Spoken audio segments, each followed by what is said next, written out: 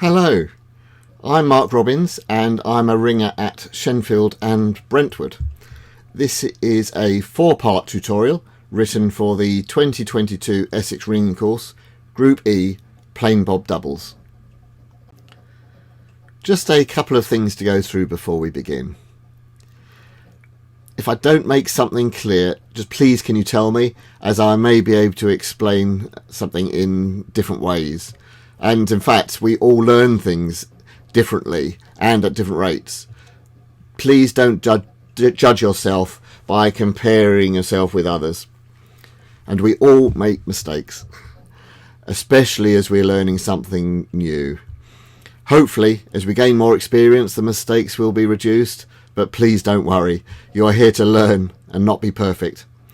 Making mistakes is all part of the learning process. I'm going to explain things in several ways and actually go quite deep into the theory. You certainly won't need to digest everything to be able to ring bob doubles well, but little snippets here and there may stick and will be useful later in your ringing career. Please don't panic. It goes without saying, but I will anyway, be nice to each other. The only time there should be any shouting is if there's a safety issue. I will try not to shout, but I do apologise if I do. Make use of your helpers. They have a lot of experience and they may be able to shed further light on a sticking point, for example. If you're not ringing, then it would be good if you could stand behind and practice watching what is going on. I may ask you to drum, that is to ring the tenor behind, or to ring the treble if it's not your turn to ring inside. If you're sitting out, it's obvious really, but please can you limit the chat, as this can be quite distracting. I cannot promise that you'll be fully competent plain bob ringers by the end of Saturday. That will certainly take lots and lots of practice. However, I hope that we can lay some good foundations for you to build on with practicing with the rest of your band. Most importantly, please relax and have fun. By the way, this is Bob. We'll be meeting him later on in the tutorials. Firstly, I thought it may be fun to go through what the name Plain Bob Doubles means, showing how much jargon there is in ringing. Well, it's a method. That is, it is a specific sequence of changes, all of the same stage or process to generate a sequence. A change is the transition between one row and the next. A row is a sequence where each bell sounds only once, and this is also often referred to as a change. The stage describes the number of bells that are active in the method. For plain bob doubles, the stage is doubles. That is, it is rung on 5 bells, often with the tenor ringing behind in 6th place. It is a plain method, that is, the treble plain hunts, and it's often the first method learned. Well, gosh, what a lot of jargon. I'm sure there'll be some more jargon as we go through these tutorials. John Harrison's website I found to be an excellent resource if you want a term explained. But if there's something you'd want to ask us during the practical sessions, then please do so, and please ask me or our excellent helpers.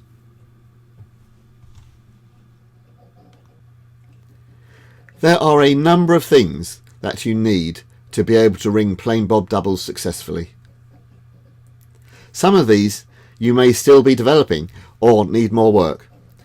This is absolutely fine, but please don't put off the need for further practice on these skills. So, what do we need? We need good bell control. Without good bell control, you're not going to be able to ring anything successfully. Reliable hunting with rope sight and counting your places. with good leading off the tenor and nice open hand strokes, a practical understanding of dodging and making places, and making your up dodges and down dodges cleanly and nice and crisply. Of course, you need a thorough knowledge of the method, so please do your homework well. Keep working on your listening skills, and we do want to aim for good striking. Confidence definitely helps. It's too easy to think that we've gone wrong. It is just as likely that someone else has gone wrong. Continue to do what you think you should be doing, unless the conductor tells you otherwise. And of course, practice. Lots and lots of practice. I have split this tutorial into 4 parts. In the first 2 parts we dig into the theory, including the ways the method can be written out and its structure. In part 3 we go through some of the practical aspects of ringing bob doubles, including some of the signposts you can use to keep yourself right and maintain your confidence. Finally, we will look at touches, and maybe you could ring or even call a touch in the not too distant future. It's not as hard as it looks. Let's start part 1 of this tutorial.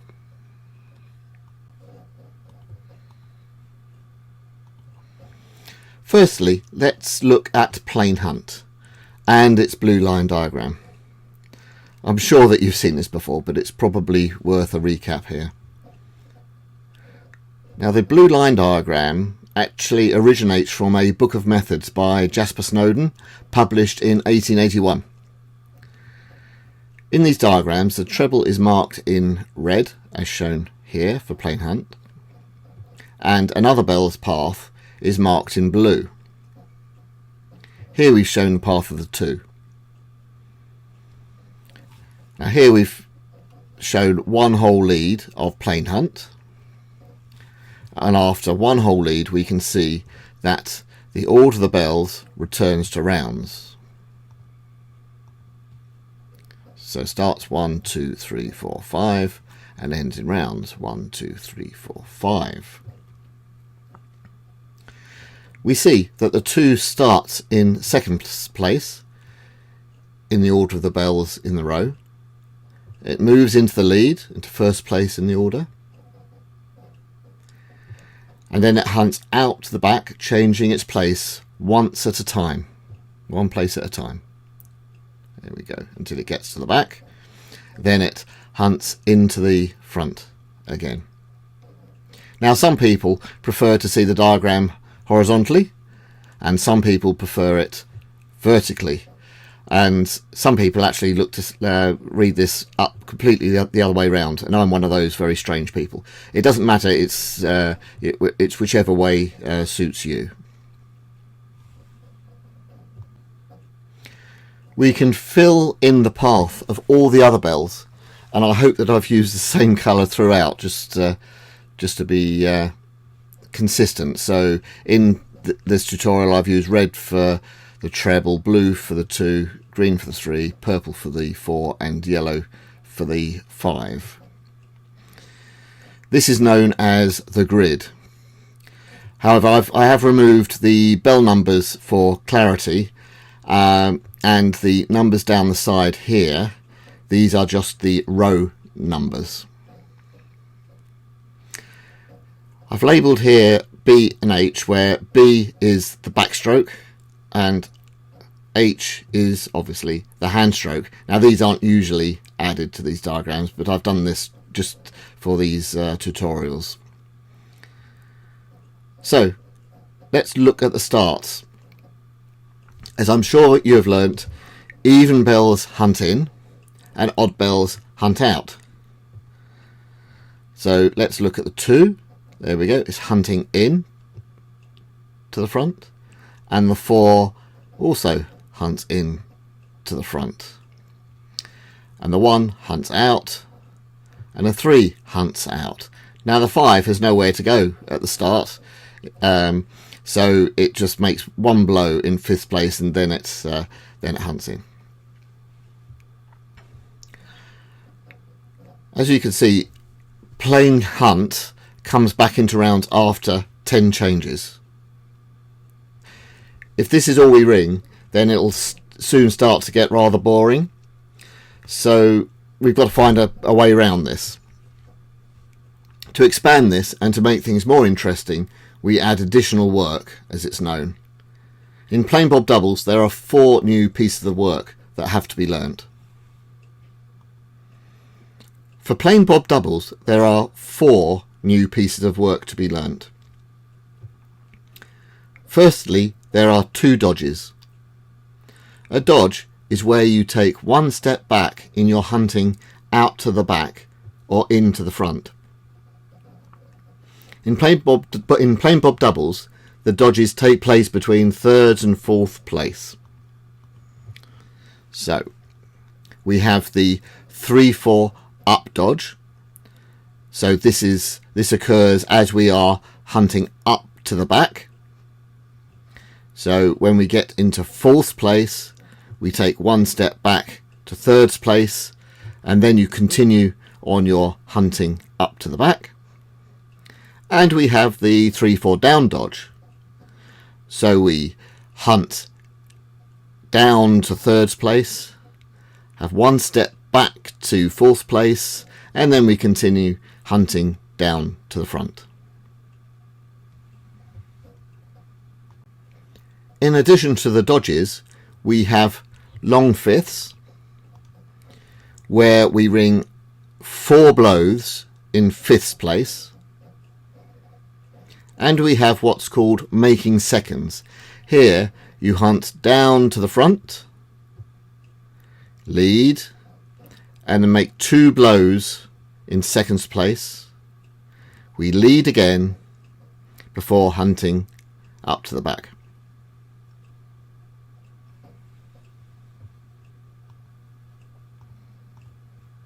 Putting these pieces of work together in the right sequence gives us Plain Bob Doubles. Here we've shown the path of the treble and the 2. The 2 first hunts out to the back after leading, does a 3-4 down dodge on its way down to the lead. It hunts out to the back again.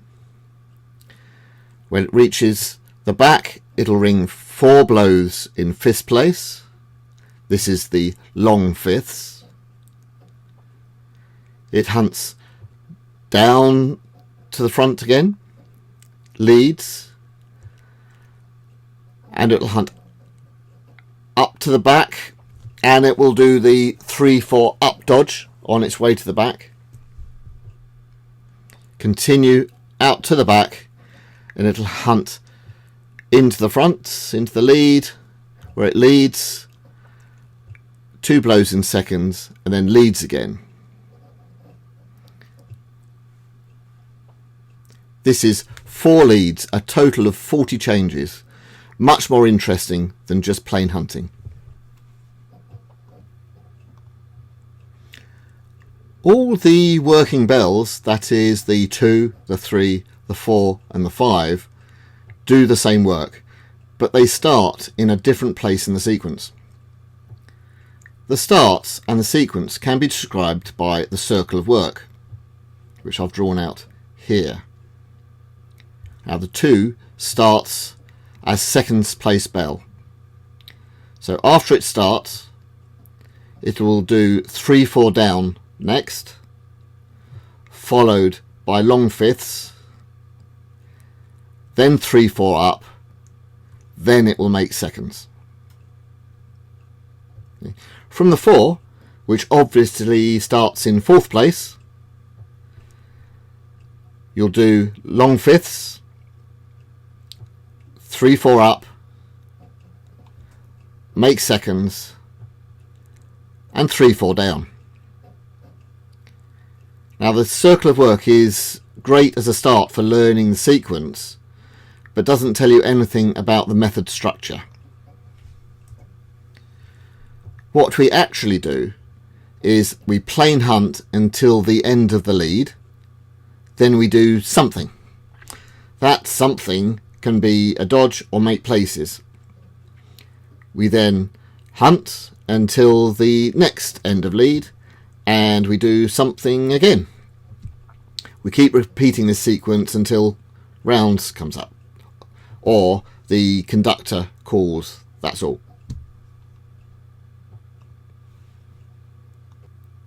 Now let's write out the blue line again. Here we have shown each lead as a separate column. So we split up the previous diagram into leads and separated them out. There are 10 changes to each lead, we've shown here. And the row at the bottom of the column here is repeated again at the top. So that's key to understanding this. So row 10 is also repeated up here. Row 20 is repeated up here. Row 30 is repeated up here.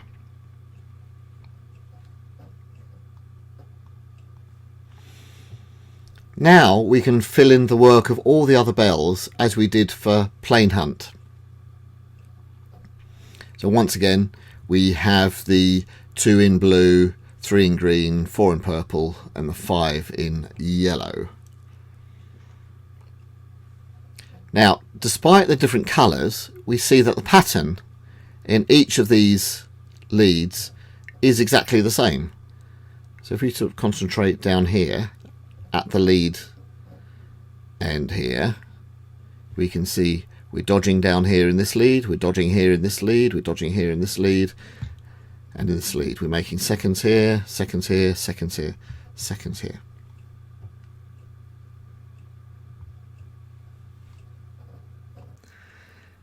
Now just a very quick diversion to cover some more terminology. By definition or convention, each lead starts at the backstroke lead of the treble. So treble's ringing backstroke here and here and here in here. Each row containing the backstroke lead of the treble is known as the lead head. And we have got here, we've got 4 different lead heads at the top of each lead. Now the way we have drawn out each lead here, the lead head at one column is also the lead head, is also the last row at the previous column. So this is also the lead head. Okay, so just to convince ourselves, let's look at this row here. So the 3 is green, so this is 1, 3, the 5 is yellow, the 2 is blue, and the 4 is purple. So we have 1, 3, 5, 2, 4, and let's go up here. We have 1, 3, 5, 2, 4. Now the lead end is the end of the lead. That is, it is the hand stroke lead of the treble here. So it's this row here and this row here and this row here and this row here. Just a little warning, ringers often call the lead head the lead end. To try not to get too confused, just one of the many fun challenges of ringing. There.